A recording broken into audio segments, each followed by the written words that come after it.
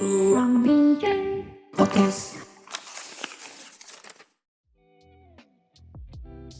Hai, selamat datang di Rubik, Ruang Bincang Podcast, sebuah podcast yang tercetus dari pemikiran teman-teman sinergitas. Podcast ini akan membahas keseruan perkuliahan, psikologi, dan hal menarik lainnya. Bersama bintang tamu yang kece dan akan dipandu oleh saya, Nabila.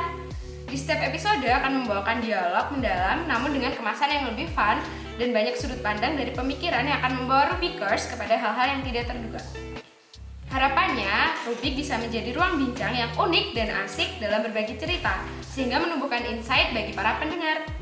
Siapkan diri Rubikers karena kami akan membahas sisi lain dari setiap cerita. So, tetap di sini ke Sweet Talk and you listen.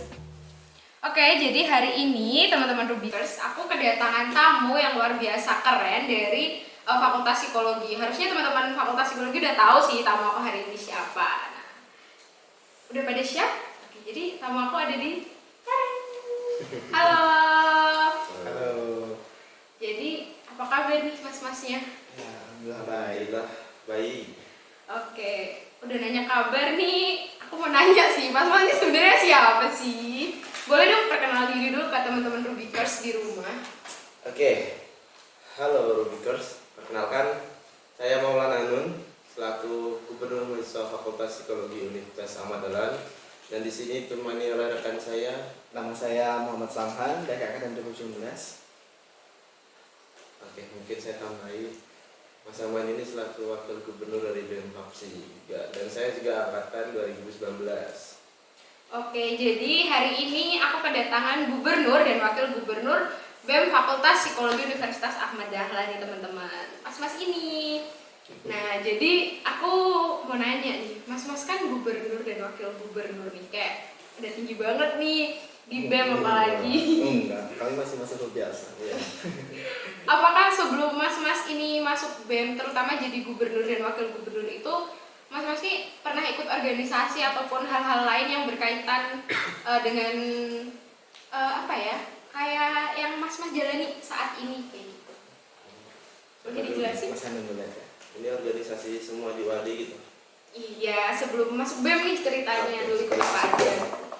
Oke, mungkin untuk semester 1 hingga 3 saya ngerti UKM. Pertama UKM Taekwondo sebagai pengurus juga di situ. Kemudian semester 3 kalau nggak salah itu masuk di DPM, Dewan Perwakilan Mahasiswa sebagai ketua komisi. Setelah satu periode di sana dan alhamdulillah sekarang di BEM sebagai seorang gubernur. Oke, kalau saya ini dari awal saya ikut magang BEM di tahun 2019 sampai tahun 2020. Kemudian saya di semester 4 atau 5 kayak gitu saya ikut BEM juga di Departemen Medinfo, dan alhamdulillah untuk di tahun sekarang saya menjadi wakil gubernur di BEM juga. Dan mungkin saya untuk organisasi sedikit ya, saya di banyak panitiaan seperti itu. Saya alhamdulillah di tahun kemarin menjadi koordinator 2 event terbesar, yaitu ada P2K Fapsi sama Saikomon 26. Oke, jadi teman-teman ternyata mas-mas ini nih sebelum jadi gubernur dan wakil gubernur di BEM sendiri tuh ternyata udah banyak banget pengalamannya di organisasi maupun di kepanitiaan di UAD itu sendiri, terutama di Fakultas Psikologi ya mas ya. Nah, karena tadi kan pengalamannya organisasi udah banyak, terus kepanitiaan juga udah banyak, aku mau tahu dong motivasi Mas Hanun sama Mas Samhan sendiri mencalonkan diri ataupun mengajukan diri sebagai gubernur dan wakil gubernur di BEM Fakultas Psikologi itu sendiri, kayak gitu. Oke, mungkin dari saya dulu ya, Mas Hanun, Mbak Vina. Untuk motivasi tentunya ialah saya ingin memberikan nyampe untuk fakultas. Terlebih dulu saya waktu masih menjadi mahasiswa baru, saya sering menikmati acara di kampus. Baik itu dulu ada ekspologi, ada Sekomen juga, ada P2K juga. Dan itu setelah saya gali lebih dalam, itu tuh ternyata event dari BEM seperti itu. BEM itu yang melaksanakan, dan dulu senior-senior saya juga menjadi anggota BEM untuk melaksanakan acara itu, dan acara itu saya menikmati. Dan berhubung senior-senior saya sudah pada sibuk masing-masing, baik di pekerjaannya dan sebagainya, sudah tidak bisa menghandle event kampus, dan saya mikirnya tuh sekarang ya siapa yang menjalani untuk teman-teman dari bisa dibilang adik tingkat saya seperti itu ya, dari angkatan 2020 ke bawah seperti itu. Ya harus harusnya dari saya sendiri seperti itu. Makanya dari itu saya mempunyai motivasi besar untuk memberikan wadah ataupun memberikan sedikit space lah untuk teman-teman bisa menikmati acara yang ada di kampus yang memang seharusnya itu bisa dinikmati oleh seluruh mahasiswa seperti itu. Nah, itu mungkin motivasi dari saya. Oke, mungkin kalau dari saya, mungkin dari awal saya suka akan sebuah kesibukan dalam organisasi maupun membuat event di luar. Dan benar sekali kata Mas Aman, kita berdua ini naik juga untuk melanjutkan organisasi sebagai seorang organisatoris dalam sebuah organisasi yang akan menjalankan berbagai program atau meneruskan program-program yang sudah diturunkan dari penerus atau sebelum kita. Di sini kami atau saya sendiri naik karena itu sebuah bisa bilang merasa ada panggilan di situ. Panggilan karena ini udah waktunya mungkin di angkatan 19 juga, angkatan yang bisa dibilang paling tua yang masih aktif sekali dalam perkuliahan sebelum angkatan-angkatan atas kita. Ya di sini waktunya kita untuk lebih ekspor diri lagi, menunjukkan bahwa kita ini juga bisa untuk membimbing dan juga mengarahkan seluruh KBM Faksi, terutama di adik tingkat kita sebagai bentuk pengabdian bisa dibilang gitu. Kita ini sebagai pelayan pelayan mahasiswa di sini. Di sini juga kita akan menunjukkan bahwa kita sebagai mungkin contoh untuk adik-adik kita setelah kita ini bisa meneruskan menjadi gubernur dan juga wakil gubernur serta meneruskan kabinet yang akan terjadi di periode selanjutnya.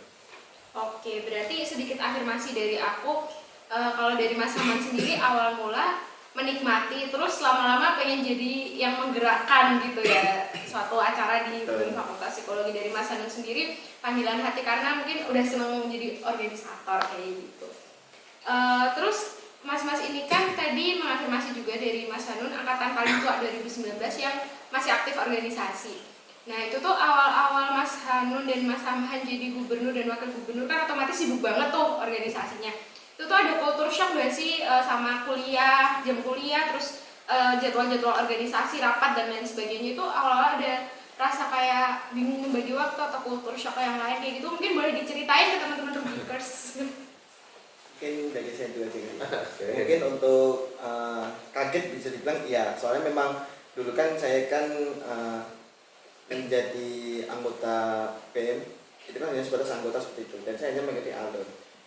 Misalnya dari dulu dari pimpinan saya untuk ada undangan rapat, ya udah saya hanya ikut alur dan sekarang saya harus membuatkan rapat, saya harus mengkoordinir semua anggota-anggota saya dan bukan hanya di BEM saja untuk mengatur seluruh di kepanitiaan yang ada seperti itu.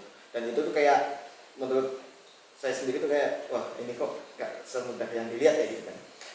Jadi memang satu persatu semua bagian tuh punya kesulitannya masing-masing.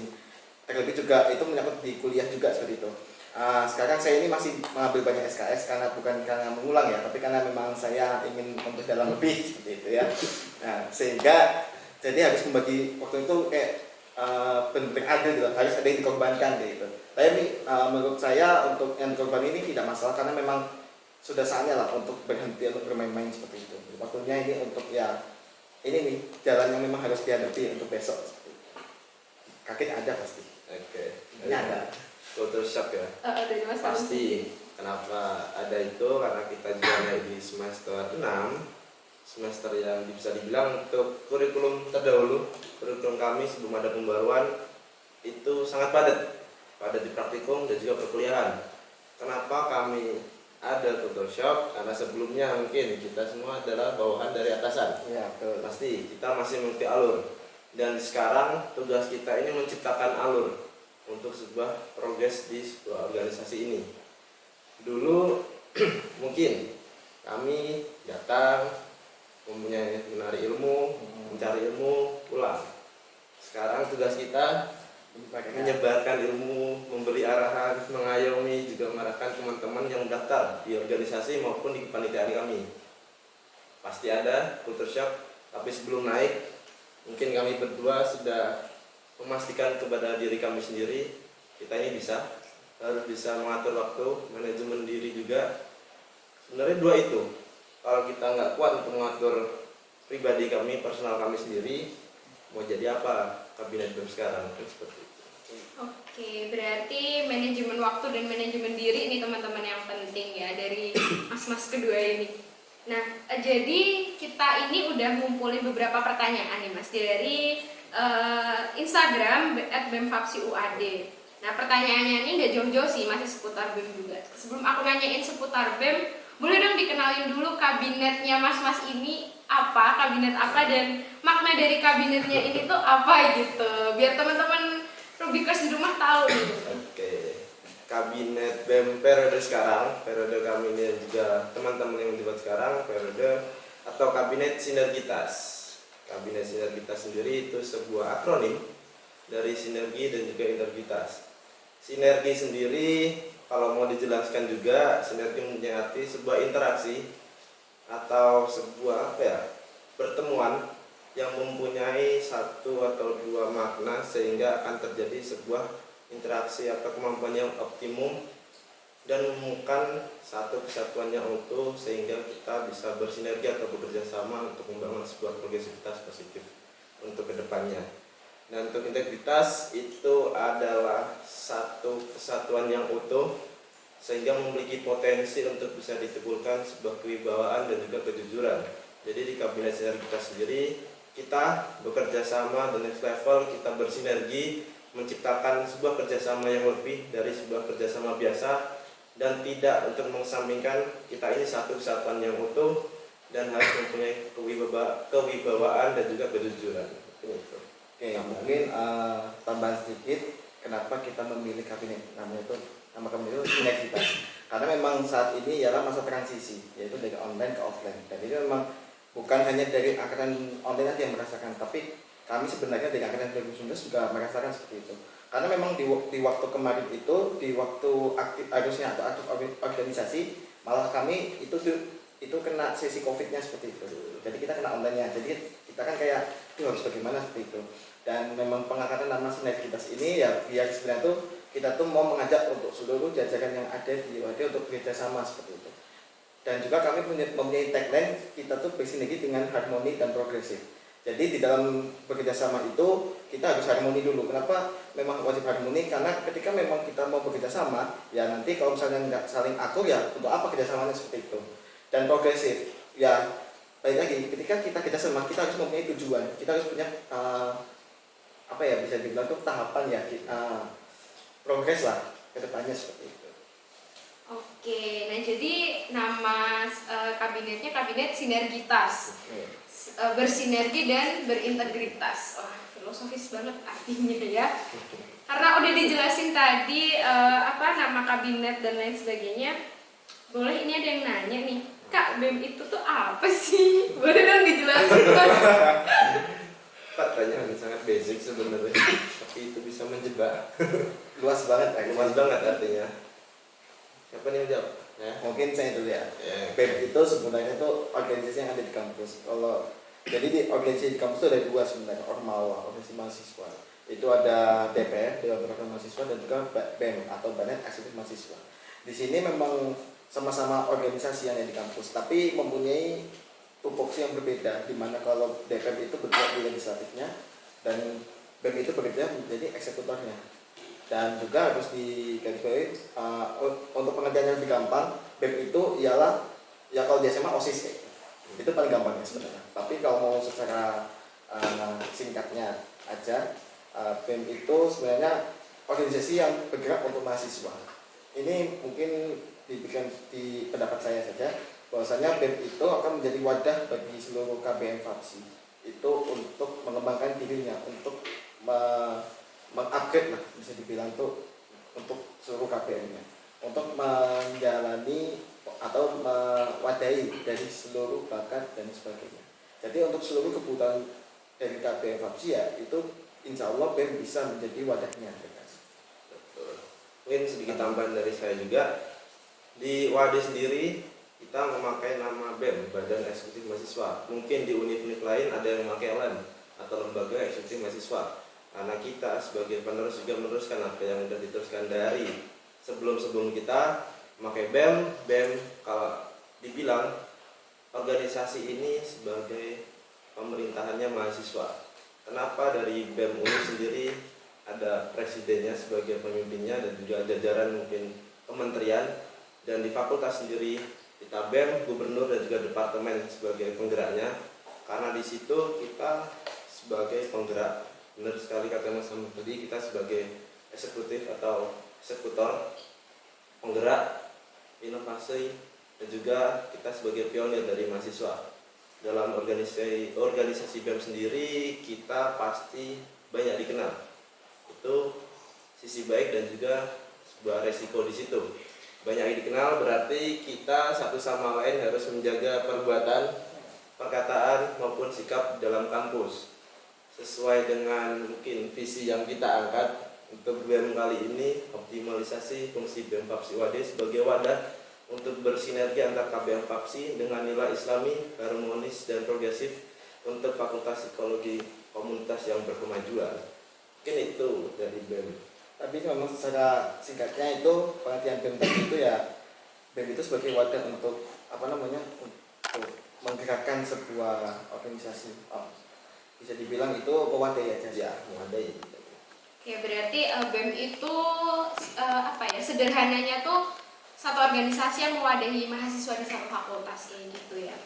Udah disepil juga tadi visinya, keren banget visinya BEM Kabinet Sinergitas, karena BEM itu kan satu organisasi, pasti di dalamnya ada bagian-bagian dari organisasi-organisasi tersebut yang menggerakkan lah ibaratnya satu kegiatan. Nah, kalau di Kabinet Sinergitas sendiri, Mas Hanun dan Mas Samhan, strukturnya itu kayak apa sih? Misalnya ada departemennya atau bagian-bagiannya, dan di situ tuh program kerjanya ngapain aja kayak gitu. Mungkin bisa di-spill dikit aja buat teman-teman Rubikers nih. Oke, Rubikers. Ini untuk kalian ya. Kita menyebutkan sangat banyak ini struktur dari BEM FAPSI. Mungkin yang pertama itu ada gubernur dan juga wakil gubernur. Mereka sendiri atau kami ini juga mempunyai program kerja unggulan dari BEM FAPSI. Yang pertama mungkin ada P2K, ada Sekoman, mungkin ada follow up atau makrab. Itu mungkin 3 yang terbesar. Dan ada juga program kerja insidental seperti membuat peraturan gubernur untuk penyelarasan undang-undang yang telah dibuat dari periode sebelumnya. Mungkin ke bawah lagi ada sekretaris jenderal dan juga sekretaris umum. Mereka di sini juga pasti berurusan dengan urusan-urusan administratif, baik dalam keluar masuk surat dan lain-lain, dan juga pelatihan administratif untuk seluruh jajaran kabinet. Selanjutnya ada bendahara umum dan juga bendahara satu. Mungkin nama bendahara ini sudah sangat familiar pada teman-teman di sini dan juga Rubikers mungkin yang di rumah. Bendahara umum pasti mengurusi tentang keuangan atau anggaran yang pasti dibutuhkan dalam sebuah organisasi. Turun lagi ada koordinator departemen.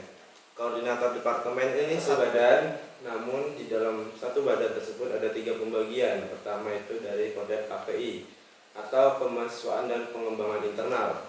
Selanjutnya ada Kordep PP atau Pergerakan dan Pengabdian. Selanjutnya lagi yang terakhir ada Kordep Jaringan. Di dalam 3 pembagian Kordep tersebut ada beberapa departemen naungan mereka. Namun sebelum itu Kordep mempunyai 2 program kerja. Mungkin yang terpenting itu dari Kordep. Yang pertama itu ada M4A1, itu ada membersamai, mengamati, mengevaluasi, dan juga mengayomi. Yang terakhir A-nya itu salah satu tokoh psikologi kekeluargaan, keluarga, itu Ackerman. Nah, kalau bisa dibilang ibaratnya itu 4 sehat, 5 sempurna. Selanjutnya ada apa Mas Teman? Di program kerja kedua di Kordep itu ada diskusi koor, yang dimana di ruang kerja tersebut merupakan sebuah wadah bagi kumpulnya para kepala departemen untuk membahas seluruh progresivitas maupun permasalahan yang ada di setiap naungannya seperti itu. Oke, betul. Nah, mungkin gini aja, untuk departemen-departemen di bawahnya saya akan menyebutkan departemen serta mungkin singkatan dan juga penjelasan singkat. Mas Aman akan menyebutkan program kerjanya, mungkin satu-satu saja ya biar nggak kepanjangan. Oke, yang pertama itu dari koordinator departemen KPI, membawahi 4 departemen. Yang pertama itu ada SBO. SBO sendiri adalah Seni Budaya dan Olahraga. Mungkin program kerjanya? Program kerja yang paling besar mungkin itu ada Festival Kapas. Festival Kapas sendiri itu akan asik, tonton aja atau tonton. Lihat aja besok dan jangan lupa datang. Selanjutnya itu ada Departemen Riset dan Keilmuan, itu berbasis di keilmuan. Program kerjanya yang akan datang juga dan sepertinya juga itu ada PCP atau psikologi teknik dan pendatang juga ya. Oke, kemarin di keilmuan juga sudah melaksanakan satu program kerja skala nasional, itu ada SAIKA. Oke, selanjutnya ada PSDM atau pengembangan sumber daya mahasiswa.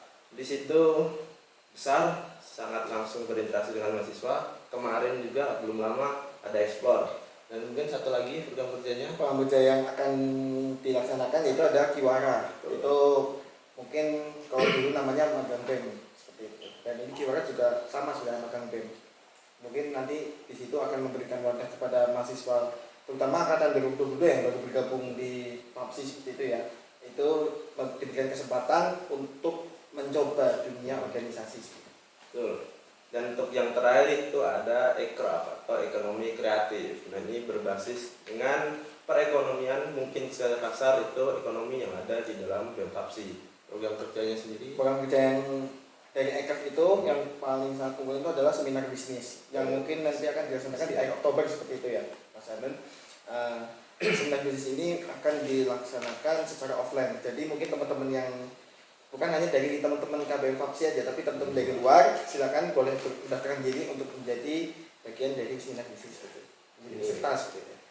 Akan mengundang salah satu bintang tamu yang mungkin teman-teman nanti akan kenal dan mungkin akan asik banget di dalamnya. Ini stay tune terus, cek terus Instagram BEM-FAPSI.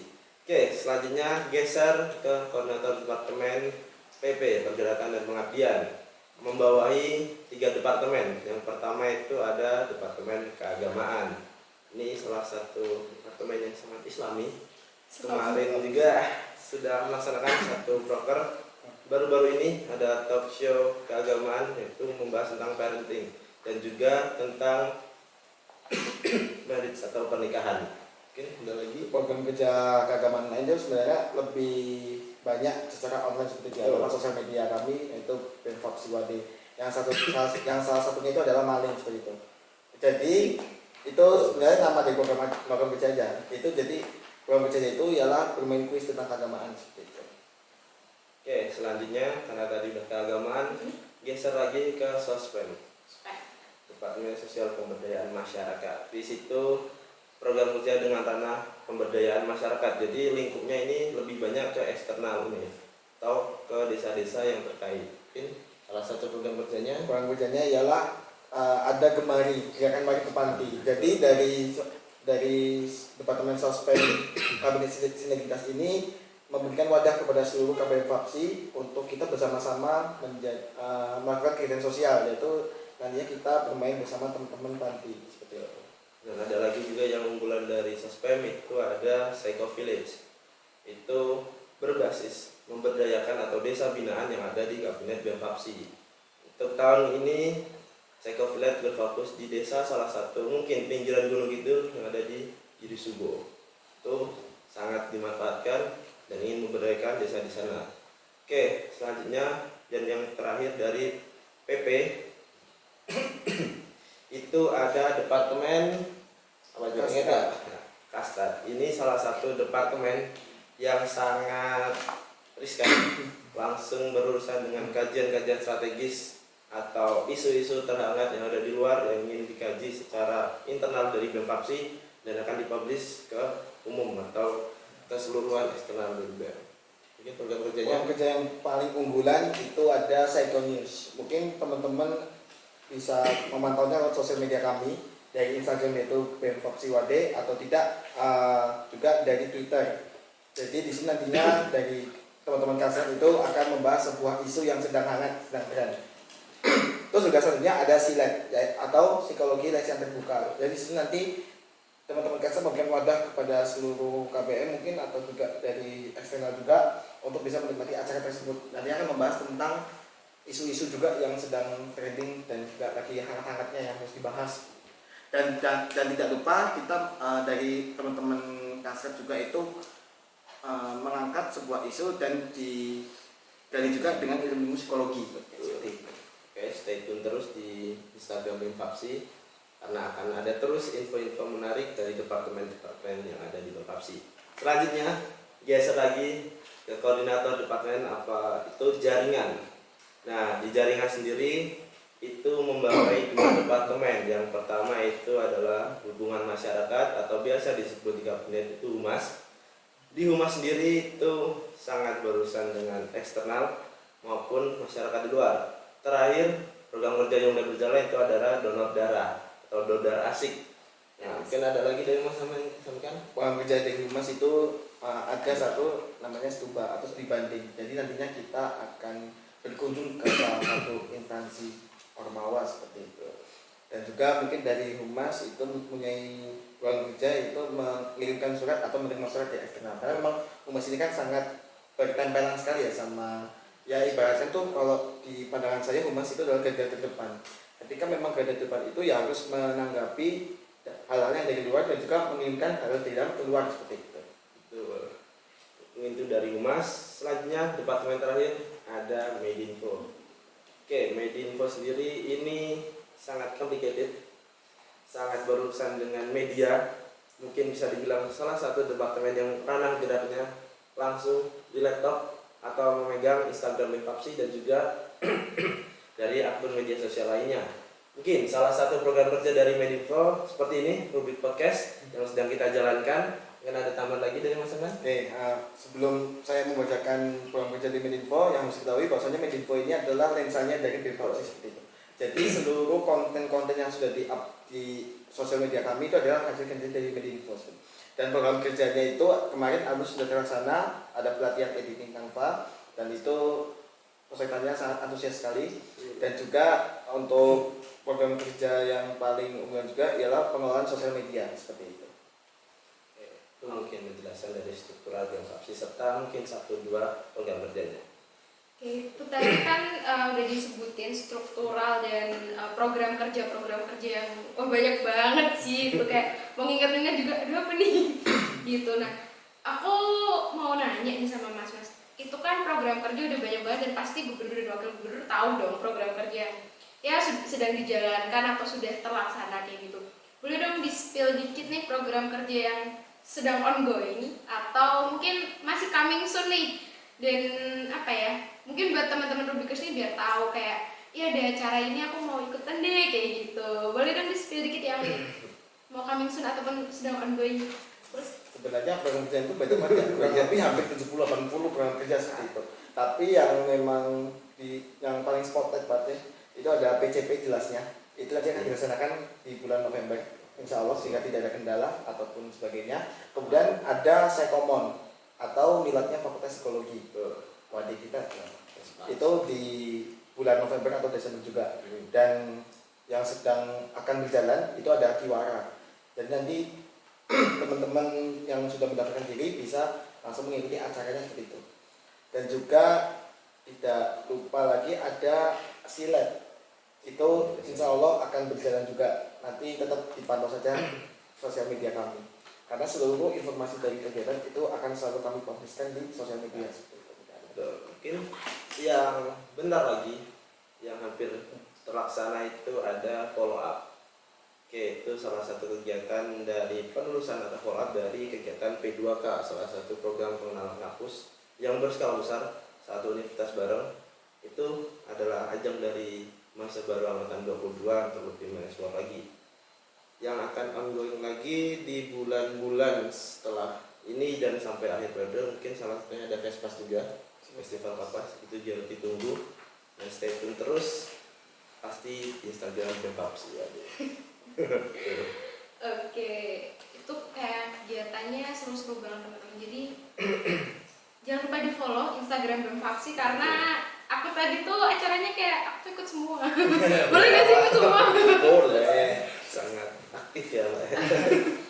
Oke, karena itu tadi aku sempat ada satu kegiatan yang bikin mungkin teman-teman maba ini kayak excited gitu, yang disebutin sama Mas Saman tadi dari kalau nggak salah PSDM. Ada Kiwara itu magang BEM. Nah, magang BEM tuh bisa dijelasin nggak sih Mas, kayak magang BEM tuh gimana? Magang BEM itu kayak ya udah aku ikutan BEM aja atau mungkin mengikuti alur BEM kabinet sinergitas atau apa gitu. Karena di sini juga banyak yang tanya nih Mas, Kak Kiwara tuh ngapain aja sih kayak gitu. Mungkin bisa dijelasin bagi teman-teman maba yang mau ikutan Kiwara, disimak. Ya mungkin kalau bisa dibilang dari kata pertamanya ialah magang, itu mungkin trialnya Pak. Kalau biasanya di dunia luar juga magang itu adalah trial. Jadinya nantinya di Kiwara tersebut kita memberikan wadah terutama dari teman-teman PSDM ya untuk seluruh orang yang mendaftarkan diri di Kiwara, terutama yang angkatan 2022 sebenarnya, untuk mencoba gimana sih dunia organisasi di kampus ini, dan juga di situ kita juga mengenalkan beginilah untuk program kerja yang berjalan baik dari departemen ini dan ini seperti itu. Dan saya yakin juga insya Allah nantinya teman-teman bisa menikmati seluruh rangkaian yang ada di Kiwara gitu. Karena memang benar-benar dari kami akan selalu membersamai teman-teman yang sudah mendaftarkan di Kiwara. Oke, untuk Kiwara sendiri untuk terbuka juga. Kiwara mungkin Tegarinya sudah ditutup pendaftarannya, sudah ada banyak dari mahasiswa baru angkatan 22 yang sangat antusias untuk mencoba gimana sebenarnya menjadi salah satu anggota di dalam BEM FAPSI. Mungkin mereka akan merasa excited di sana, akan merasa wah capek ternyata di BEM. Itu sebagai satu langkah awal sebelum mereka terjun langsung di periode setelahnya. Setelah kami ini, sebelum nanti ada oprek, mereka mendaftar dan akan menjadi secara resmi di dalam organisasi. Untuk opening di Kiwara sendiri adalah tanggal 6 Oktober besok. Sebentar lagi, stay tune terus. Pasti teman-teman bahkan yang sudah mendaftar di Kiwara, apabila belum masuk, jangan berkecil hati, masih banyak sekali program kerja dari BEM FAPSI yang akan mengundang massa, yang akan membuat oprek dari panitia-panitia, dan itu bisa dimaksimalkan baik seluruh dari KBM FAPSI sendiri. Oke, jadi Kiwara itu semacam ngerasain nih, trial dulu nih jadi anak BEM, gimana nih rasanya? Oke, Kiwara tadi kan magang di BEM ya Mas ya, berarti itu buat maba kan ya? Ya, ditambahkan untuk maba sebenarnya. Oke. Nah, karena itu magang BEM, misalnya ada yang mau ikut Kiwara nih, itu tuh karena dia mahasiswa baru, itu tuh boleh nggak sih dia belum pernah ikut organisasi apapun, terus dia ikut Kiwara, dan Kiwara tuh harus punya skill apa gitu biar bisa lolos magang di BEM kayak gitu. Mungkin jadi pertanyaan banyak juga, kayak aku nggak punya skill apa-apa nih, aku belum pernah ikut organisasi apapun, terus aku mau ikut Kiwara nanti gimana ya, kayak gitu. Magang di departemen dan akan menambah skill teman-teman nih, jadi jangan tak ikutan Kiwara. Kalau misalnya teman-teman ini udah seret dari masuk Kiwara, aduh ternyata masuk BEM tuh seru, terus mau daftar BEM. Nah, ikut BEM itu misalnya aku mau daftar BEM nih, itu tuh minimal semester berapa sih Mas? Semester 3 itu kayak bisa nggak sih ikut daftar BEM gitu semester 3? Kasih tips dong Mas, aku tuh mau daftar BEM tapi aku ragu-ragu, itu gimana tuh Mas?